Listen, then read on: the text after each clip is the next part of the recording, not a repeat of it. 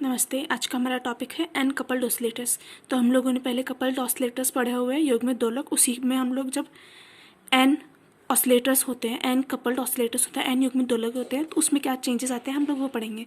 तो देखिए, हम लोगों ने यहाँ पर माना कि ये स्ट्रिंग है हमारे पास, एक रस्सी जो कि एक्सटेंड हो सकती है, मतलब उसकी लेंथ चेंज हो सकती है। एक्सटेंसिबल स्ट्रिंग है हमारे पास। तो उसके अंदर यहाँ पर हम लोगों ने ए डिस्टेंस पे, हर एक ए डिस्टेंस के ऊपर एक करंट रख दिया हम लोगों ने, जिसका द्रव्यमान m है, जिसका मास m है। तो देखिए, तो उसके अंदर स्ट्रिंग में क्या होता है, हमारे पास टेंशन फोर्स क्रिएट होगा जब भी उसमें थोड़ा भी हम लोग एक्सटेंड करने का ट्राई करेंगे, तो उसमें टेंशन फोर्स क्रिएट होगा। तो यहाँ पर देखिए, जब हम लोगों ने माना कि इसके जो पार्टिकल्स हैं उनको इधर की साइड में हम लोगों ने डिस्प्लेस किया थोड़ा, दैट मीन्स कि ये जो इससे लंबवत दिशा के अंदर वो डिस्प्लेस हो गए। तो p माइनस वनथ पार्टिकल है, उसका तो डिस्प्लेसमेंट हो गया y p-1, pth पार्टिकल का हो गया y p+1 वनथ पार्टिकल के लिए हो गया y p+1। तो यहाँ पर था पहले p-1 इस जगह पे था, अब वो यहाँ पर चले गए। तो देखिए, एंगल जो इसने क्रिएट किया है इसके बीच में, वो यहाँ पे अल्फा p-1 है, यहाँ पर होगा अल्फा p, यहाँ पे हो जाएगा अल्फा p+1। तो हम लोग इसकी इक्वेशन ऑफ मोशन निकाल सकते हैं। तो देखिए, नेट फोर्स जो होगा हमारे पास, ये एक्स वाली डायरेक्शन में कोई भी डिस्प्लेसमेंट नहीं है इसके पास। दैट मीन्स नेट फोर्स यदि pth पार्टिकल पे हम लोग देख देते हैं एक्स डायरेक्शन में, तो वो क्या होगा, t cos alpha p minus t cos alpha p-1, right. t cos alpha p minus t cos alpha p-1 वो इक्वल टू 0 होगा, क्योंकि डिस्प्लेसमेंट कुछ है ही नहीं एक्स डायरेक्शन में। तो हमारे पास ये डिस्प्लेसमेंट नहीं है, तो फोर्स भी कुछ होगा ही नहीं। दैट मीन्स देखिए, और हम लोगों ने माना कि अल्फा p और अल्फा p-1 है वो सारे बहुत छोटे होंगे, अत्यल्प होंगे।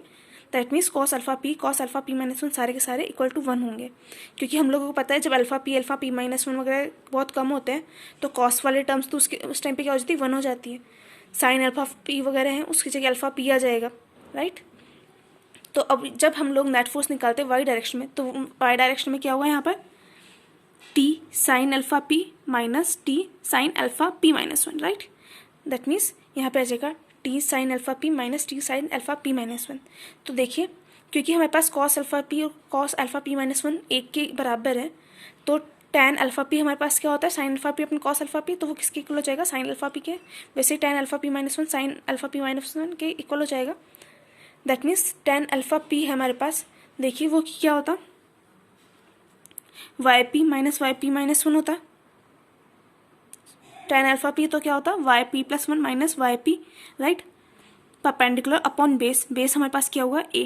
दैट मीन्स ये हो जाएगा yp+1 minus yp upon a, perpendicular upon base. वैसे अल्फा p-1 हो जाएगा yp माइनस yp-1 a। इससे हमारे पास fp की जो वैल्यू आ जाएगी ओवरऑल, पहले तो हम लोगों ने साइन अल्फा पी की जगह टैन अल्फा पी वगैरह रखेंगे, फिर उसके बाद में tan alpha p-1 tan alpha P की वैल्यू रखेंगे, तो हमारे पास आ जाएगा fp equal to t upon y+1 yp+1 yp-1 minus 2yp की इक्वल। तो न्यूटन का सेकंड लॉ से हम लोग इसको fp किसको इक्वल हो जाएगा, m/2 ओवर dt स्क्वायर के।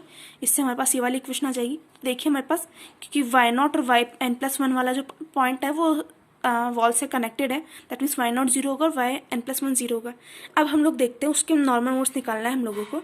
तो देखिए, नॉर्मल मोड्स में क्या होता है कि वो पूरा का पूरा जो सिस्टम है वो एक ही फ्रीक्वेंसी के साथ में ऑसिलेट करेगा।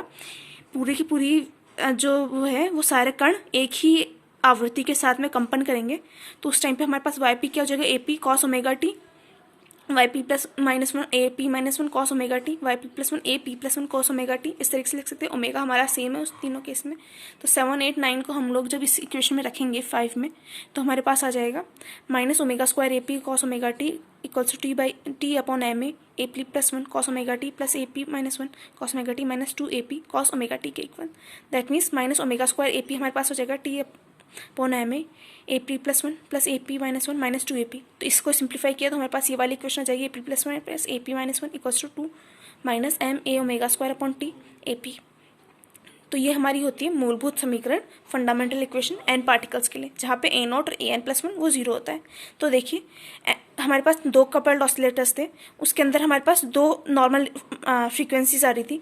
तो n कपल्ड ऑसिलेटर में हमारे पास कितने होंगे, n सामान्य विधाएं हो जाएगी, n नॉर्मल मोड्स, और हमारे पास n वैल्यूज आएगी ओमेगा की, राइट। तो यही हम लोग पास यही बोल रही थी कि n एटम्स है तो उस टाइम पे हमारे पास n मोड्स होंगे। तो देखिए सबसे पहले हम लोग उसको सिंप्लीफाई, वो n मोड पार्टिकल्स के लिए, तो हम लोग एक पार्टिकल के लिए भी कर सकते हैं। तो हम लोगों ने जो इक्वेशन 10 थी उसमें p इक्वल्स टू 1 रखा एन एक पार्टिकल के लिए, और लेंथ जो हमारी होगी वो 2a के इक्वल होगी। तो हमारे पास इक्वेशन हो जाएगी a2 plus a nought equals to 2 minus M A omega square upon T a1 के इक्वल, जहाँ पे a नॉट और a2 दोनों जीरो होंगे। दैट मीन्स ये लेफ्ट हैंड साइड वाली टर्म जीरो है, तो राइट हैंड साइड वाली में ये वाला जो ब्रैकेट के अंदर है वो जीरो के इक्वल हो जाएगी। तो हमारे पास ओमेगा की वैल्यू आ जाएगी √2t upon M A. That means only एक अलाउड फ्रीक्वेंसी होती है वाइब्रेशन की सिंगल ऑसिलेटर के लिए, और इस टाइम पे ऑसिलेशंस हमारे कैसे होंगे, इस तरीके से, राइट। ये इधर की साइड गया फिर इधर की साइड आएगा, ये वाला मोड होगा ऑसिलेशंस का। दूसरे होती है हमारे पास टू कपल्ड ऑसिलेटर्स। उस टाइम पे हमारे पास n इक्वल्स टू होगा, p इक्वल्स टू 1 होगा, p इक्वल्स टू 1 और 2 दोनों हो सकता है, और l 3a के इक्वल होगा। तो इससे हमारे पास इक्वेशन 10 में हम लोग डालेंगे तो हमारे पास दो इक्वेशन आ जाएगी, p इक्वल्स टू 1 के लिए और p इक्वल्स टू 2 के लिए। तो a nought plus a2 equals to 2 minus a omega square upon T a1, और ये दूसरी वाली equation a3 plus a1 2 minus a omega square t a2।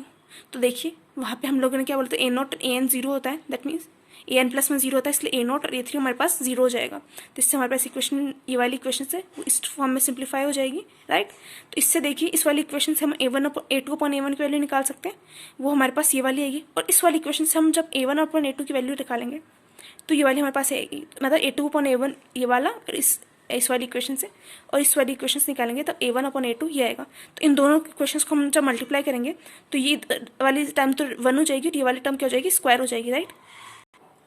तो वही हुआ, हमारे पास इक्वल 1 आ गई, तो स्क्वायर है तो इसको रूट लेंगे तो यहाँ पे प्लस माइनस 1 आ जाएगा हमारे पास। तो देखिए एक बार तो प्लस 1 रखेंगे हम लोग, एक बार माइनस 1 रखेंगे, तो इससे हमारे पास दो सॉल्यूशंस आएंगे ओमेगा के लिए। तो जब हम लोग प्लस 1 रखते हैं तब हमारे पास ओमेगा के लिए सॉल्यूशन आएगा।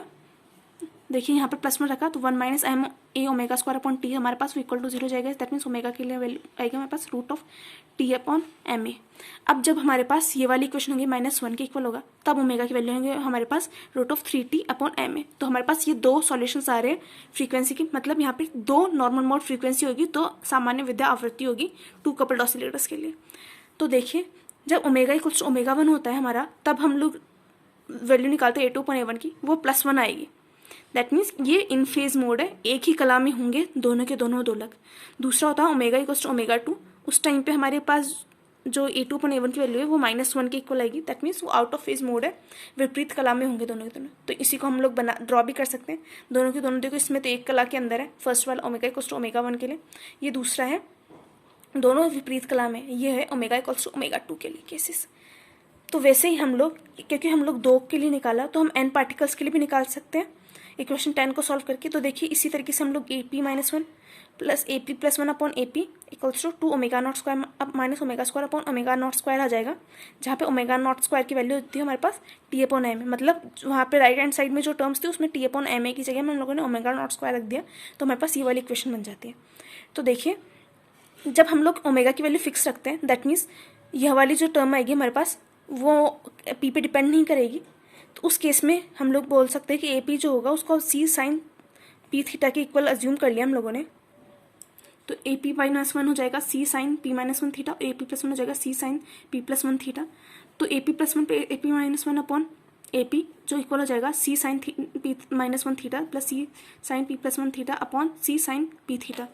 तो ये हमारे पास एक आ जाएगा 2 cos थीटा के इक्वल, राइट। अब देखिए इस वाली इक्वेशन के थ्रू हम लोग आगे के निकालेंगे a0 जब और an+1 हमारे पास हमें पता है पहले इक्वल टू 0 होता है। दैट मीन्स हम लोग को यहाँ पर क्या चाहिए, थीटा की वैल्यू चाहिए। तो इस थीटा की वैल्यू निकालने के लिए हम लोग ये सॉल्व कर रहे हैं। a0 तो हमारे पास क्या हो जाएगा C साइन 0 वो equal to 0, that means P equal to 0 होगा। अब an+1 भी होता है वो हमारे पास 0 होता है, वो हो जाएगा C sine n+1 theta equal to 0। तो यहाँ पर n+1 थीटा किसके इक्वल होगा, n पाई के, जहाँ पे n सॉरी ये स्मॉल n होगा, ये वाला वो 1 2 3 हो सकता है। तो यहाँ पे थीटा हो जाएगा हमारे पास n pi upon n+1 equal. तो हम लोग उस इक्वेशन में थीटा की वैल्यू रख देंगे n पाई अपॉन n+1, तो हमारे पास ये पूरी इक्वेशन बन जाएगी AP-1 plus AP+1 upon AP equal to 2 cos n pi upon n+1। तो देखिए वो हमारी इक्वेशन 15 और इक्वेशन 21, इन दोनों इक्वेशंस का यूज़ करके हम लोग संभावित आवृत्तियाँ जो है हमारी अलाउड फ्रीक्वेंसी वो निकाल सकते हैं। तो देखिए तो इसमें 2 cos थीटा की इक्वल थी ये वाली टर्म्स, तो यहाँ पर हम लोगों ने राइट हैंड साइड जो थी इक्वेशन 15 की वो यहाँ पे लिख दी, और इसी से यहाँ पर इस इक्वेशन 18 की राइट हैंड साइड इधर लिख दी, तो हमारे पास इक्वेशन बन जाएगी। इक्वेशन 21 की राइट हैंड साइड इधर लिख दी, तो राइट हैंड साइड को इक्वल किया हम लोगों ने 2 omega not square minus omega not square upon omega not square equals to 2 cos n pi upon n+1। तो इसको सिंप्लीफाई किया हम लोगों ने, ओमेगा n की वैल्यू हमारे पास इससे आ जाएगी, राइट। सिंप्लीफाई किया बस हम लोगों ने इस इक्वेशन को, तो 2 omega naught sine n pi upon 2n+1 के इक्वल। तो देखिए जहाँ वहाँ पे ओमेगा नॉट की वैल्यू क्या होती है हमारे पास, √t अपॉन ma, और AP की वैल्यू हमारे पास होती है c sine p n pi upon n+1। इससे हम लोग सिंगल ऑसिलेटर के लिए भी निकाल सकते हैं। ओमेगा 1 क्या होगा, 2 omega naught sine pi upon 4 equals to √2 omega naught. तो ये हो जाता है, ओमेगा नॉट हमारे पास √t अपॉन ma होता है, इस वजह से हो जाएगा √2t upon ma। That means A1 जो हमारे पास होगा वो हो जाएगा c साइन पाई/2, वो इक्वल हो जाएगा c के, क्योंकि देखिए यहाँ पर हम लोगों ने ओमेगा नॉट की है n की जगह पे 1 रखोगे तो क्या हो जाएगा हमारे पास पाई अपॉन 4। तो वही चीज़ हम लोगों ने यहाँ पे निकाला पाई अपॉन 4, और ये वाली an के लिए निकालें, an से ये निकालेंगे तो पाई/2। वैसे ही 2 कपल्ड ऑसिलेटर्स की जब हम बात करते हैं तब n = 2 होगा, p = 1 और 2 हो सकता है, n भी 1 और 2 हो, दोनों हो सकता है। तो ओमेगा n की वैल्यू होती है हमारे पास, वो होती है 2 omega naught sine n pi upon 6 के इक्वल, राइट। और AP की वैल्यू आएगी हमारे पास, वो आएगी c sine p n pi upon 3 के इक्वल। तो इसमें हम लोग n की जगह 1 2 रख सकते हो, p की जगह 1 2 रखेंगे, इससे हम लोग निकालेंगे। तो देखिए सबसे पहले हम लोगों ने ओमेगा n निकाला, ओमेगा 1, तो उससे हमारे पास आएगा 2 ओमेगा नॉट साइन पाई/6, तो हो जाएगा √t अपॉन ma के इक्वल, राइट। और A1 उसका इसमें क्या होगा, c साइन पाई/3 मतलब c √3/2, और A2 जो होगा वो भी हो जाएगा c sine 2π/3, that means c sine पाई/3 के इक्वल होता है वो, तो c √3/2। दैट मीन्स A1 और A2 देखिए वो दोनों इक्वल है, दैट मीन्स ये दोनों इन फेज है। वो फर्स्ट वाला केस हम लोगों ने कंसिडर देखा था वो वाला है। दूसरा होगा n = 2, उस टाइम पे ओमेगा 2 इक्वल्स हो जाएगा 2 ओमेगा नॉट साइन पाई/3 के equal √3 pi not omega naught sorry, that means √3t upon ma। तो A1 की वैल्यू हम लोग इससे निकालेंगे, वो आ जाएगा c √3/2, और A2 की वैल्यू भी हम लोग निकालेंगे तो आ जाएगी -c √3/2। तो ये दोनों देखिए अपोजिट फेज में, दैट मीन्स ये वाला कौन सा है, A1 = -A2, ये अपोजिट फेज, राइट। तो इसके अंदर ये दूसरा वाला केस है, तो इससे हम दैट मीन्स हम लोग इस तरीके से हम लोग coupled oscillator and coupled oscillator के लिए निकाल सकते हैं। Thank you.